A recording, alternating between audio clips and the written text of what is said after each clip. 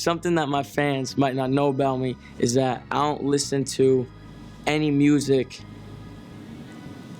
of an artist that I don't watch interviews of. And mostly movies too. I don't become fans of anybody until I watch interviews of them, because it's more than just like the music to me. It's like I want to know the mindset of the person, and I want to like feel like I get to know the person and see where their mind is at, because especially now it's like I don't even know if they're writing their stuff nowadays. It's like I want to see where their mind is at before I like fully say I support this person 100%. So I'm like constantly watching interviews. I like fall asleep to interviews, and that's something I'm doing all the time.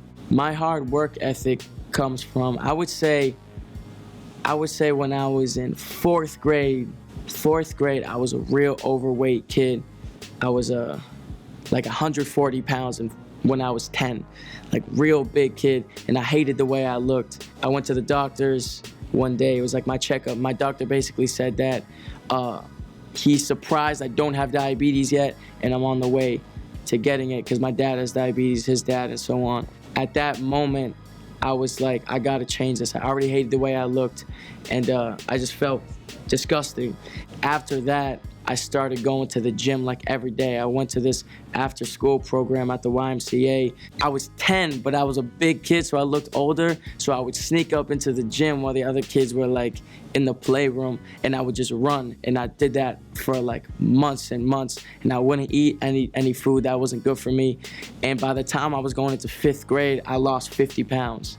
And that was like the first time that I realized that it's a thing that I can do, man. If I put my mind to something and I say, I envision the end goal, that's something I'm gonna do.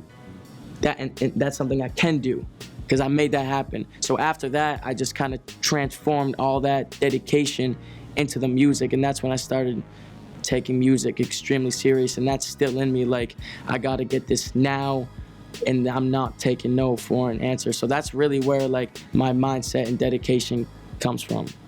We have to learn the system. It's a game, and unfortunately we have to play that game, and we got to play that game the best if we want things to actually happen. That's why you had niggas like Obama sitting up endorsing Hillary Clinton so hard, because we were supposed to fight for our country, and we didn't. So now I'm like, we got to figure out what you really want to fight for in life. But yeah, just growing up in Connecticut as it is just was super, it just made you want to create and want to do interesting things, because there wasn't that much interesting things. Like, it has a bunch of beautiful aspects, but nothing too like exciting or anything like LA. So when I finally got to LA, it's like, this shit's crazy now, yeah.